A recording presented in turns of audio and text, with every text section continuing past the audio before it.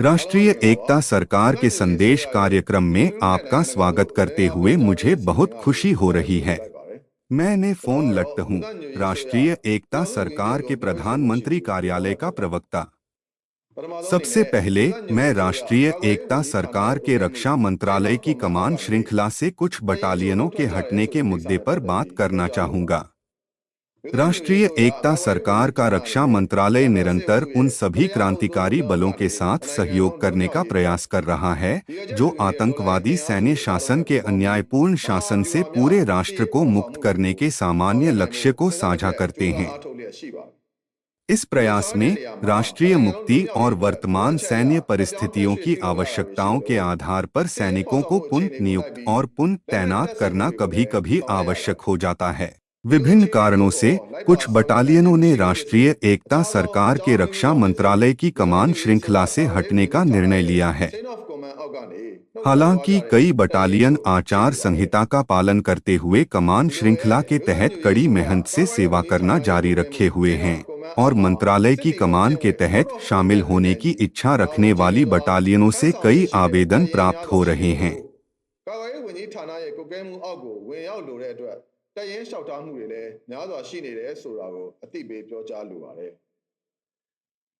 आतंकवादी सैन्य जो देश भर में लड़ाइयों में हार का सामना कर रहा है, अपनी घटती जनशक्ति को पुनः पूर्ति करने के लिए अवैध भर्ती का सहारा ले रहा है।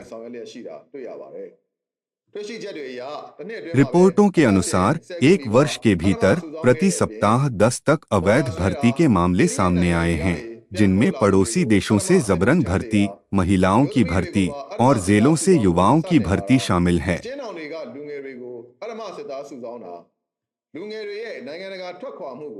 आतंकवादी सैन्य युवा लोगों को देश छोड़ने से भी रोक रहा है और विदेशों में रहने वालों को दूतावासों के माध्यम से वापस लाकर सेना में सेवा करने के लिए मजबूर कर रहा है। आतंकवादी सैन्य इन भर्ती किए गए लोगों को केवल कुछ महीनों के प्रशिक्षण के बाद मानव ढाल के रूप में उपयोग कर रहा है। यह जबरन श्रम और गंभीर मानवाधिकार उल्लंघन का गठन करता है और हम अंतर्राष्ट्रीय मानवाधिकार संगठनों और श्रम संगठनों से प्रभावी कार्रवाई करने का आग्रह करते हैं।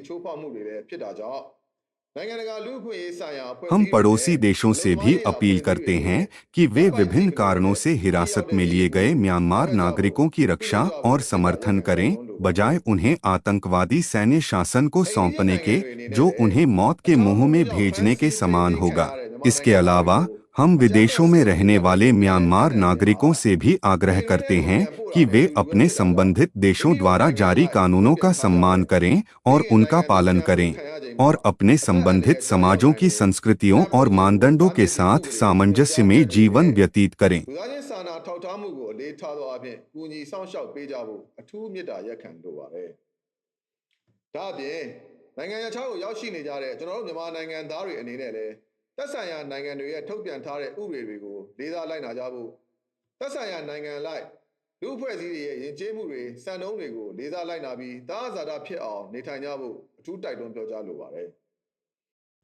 राष्ट्रीय एकता सरकार अवैध भर्ती से प्रभावित युवाओं को संबंधित मंत्रालयों के माध्यम से सहायता प्रदान करने के लिए प्रतिबद्ध है और भर्ती किए जाने के बाद क्रांतिकारी बलों में शामिल होने या लोगों के साथ शरण लेने वालों का स्वागत करती है।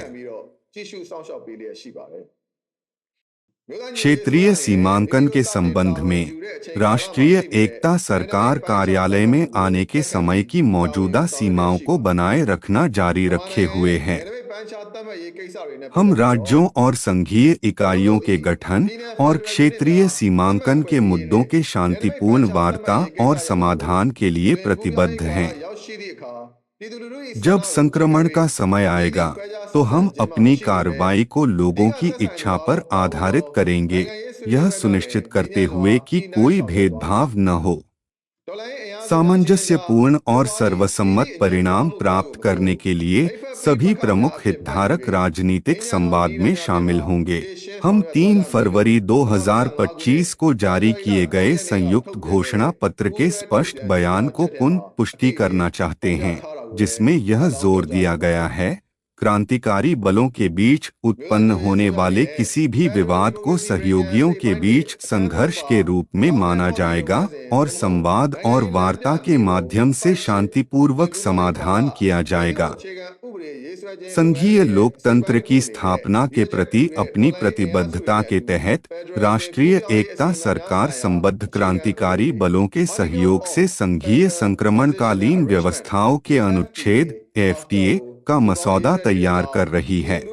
राष्ट्रीय एकता सरकार का दृढ़ विश्वास है कि लोगों की वसंत क्रांति की सफलता क्रांतिकारी बलों के बीच एक मजबूत और एकीकृत मोर्चा बनाने पर निर्भर करती है। इस पहल की शुरुआत से ही हम लगातार इन समूहों के बीच साझा उद्देश्यों और एकता को बढ़ावा देने की दिशा में काम कर रहे हैं। यह अडिग प्रतिबद्धता जारी है क्योंकि हम मिलकर संघीय संक्रमणकालीन व्यवस्थाओं के अनुच्छेद एफटीए का मसौदा तैयार कर रहे हैं, यह सुनिश्चित करते हुए कि हमारे संयुक्त प्रयास मजबूत और प्रभावी हों। हमारा लक्ष्य सभी क्रांतिकारी बलों के बीच इस सहयोगात्मक भावना और उद्देश्य की एकता को बनाए रखते हुए तेजी से जीत हासिल करना है। राष्ट्रीय एकता सरकार आतंकवादी सैन्य शासन से लोगों को सत्ता वापस दिलाने के लिए काम कर रही है और साथ ही साथ मुक्त क्षेत्रों में सार्वजनिक सेवाएं प्रदान कर रही है और कानून का पालन कर रही है। अप्रैल 2021 से जनवरी 2025 के बीच मानवतावादी मामलों और आपदा प्रबंधन मंत्रालय ने सीडीएम कर्मचारियों, आंतरिक रूप से विस्थापित व्यक्तियों, युद्ध पीड़ितों, कमजोर आबादी, प्राकृतिक आपदा पीड़ितों, मृतकों के परिवारों, घायल लोगों और राजनीतिक कैदियों का समर्थन करने के लिए लगभग 20 बिलियन क्याट खर्च किए हैं, जिसमें बम शेल्टर और अस्थायी शेल्टर का निर्माण भी शामिल है। कानून के शासन के संबंध में हम यह सुनिश्चित करने के लिए हर संभव प्रयास कर रहे हैं कि जो लोग सार्वजनिक सुरक्षा को खतरे में डालते हैं और कानून का उल्लंघन करते हैं, उन्हें बिना किसी भेदभाव के जवाबदेह ठहराया जाए। अनेक मामलों में से एक मामला सागाइन क्षेत्र के कंबालू टाउनशिप में यौन उत्पीड़न के आरोप से संबंधित है। कंबालू टाउनशिप और जिला प्रशासन पीए के प्रमुख युमा ऊंगखांग, एक अन्य नाम यू मेंट ज़ॉऊक ने 26 फरवरी को तासे टाउनशिप में पीपल्स सिक्योरिटी फोर्सेज के समक्ष स्वेच्छा से आत्मसमर्पण कर दिया। इसके अतिरिक्त अन्य आरोपियों यू ये येंट और यू आंगजेया को भी हिरासत में लिया गया है। ये तीनों व्यक्ति वर्तमान में हिरासत में हैं और उनकी जांच की जा रही है। युमा ऊंगखांग, एक अन्य नाम यू मेंट ज़ॉऊक, जो 2020 के आम चुनावों में कंबालू टाउनशिप निर्वाचन क्षेत्र संख्या 1 के प्रतिनिधि के रूप में चुने गए थे, उनमें से एक हैं। हमने इस मामले के बारे में पियाडाउन सुहलताव, सीआरपीएच और सागाइन फेडरल यूनियन पार्लियामेंट को सूचित किया है और उन्होंने प्रतिक्रिया दी है कि कानून द्वारा कानूनी कार्रवाई के साथ आगे बढ़ने पर उन्हें कोई आपत्ति नहीं है। एक पड़ोसी देश के एक मीडिया आउटलेट ने श्वेबो जिले के कानगी ताव गांव में लूर्ड्स की लेडी चर्च में 44 वर्षीय बिशप फादर मार्टिन डोनाल्ड की हत्या के बारे में एक रिपोर्ट में पीपुल्स डिफेंस फोर्सेज की एक तस्वीर का उपयोग किया। इस गलत प्रस्तुति से पाठकों के बीच गलतफहमियां पैदा हो सकती हैं। राष्ट्रीय एकता सरकार के प्रेस कार्यालय ने गृह मंत्रालय और आव्रजन मंत्रालय के साथ मिलकर तथ्यों को सही करने का बयान दिया है। हम मीडिया आउटलेट की सराहना करते हैं कि उन्होंने हमारी सुधार को स्वीकार किया और रिपोर्ट को तदनुसार संपादित किया। म्यांमार वर्तमान में एक अत्यधिक संवेदनशील क्रांतिकारी अवधि से गुजर रहा है। इसके अलावा आतंकवादी सैन्य शासन विभिन्न माध्यमों से फर्जी समाचार और गलत जानकारी सक्रिय रूप से फैला रहा है, जानबूझकर क्रांति को कमजोर करने का प्रयास कर रहा है।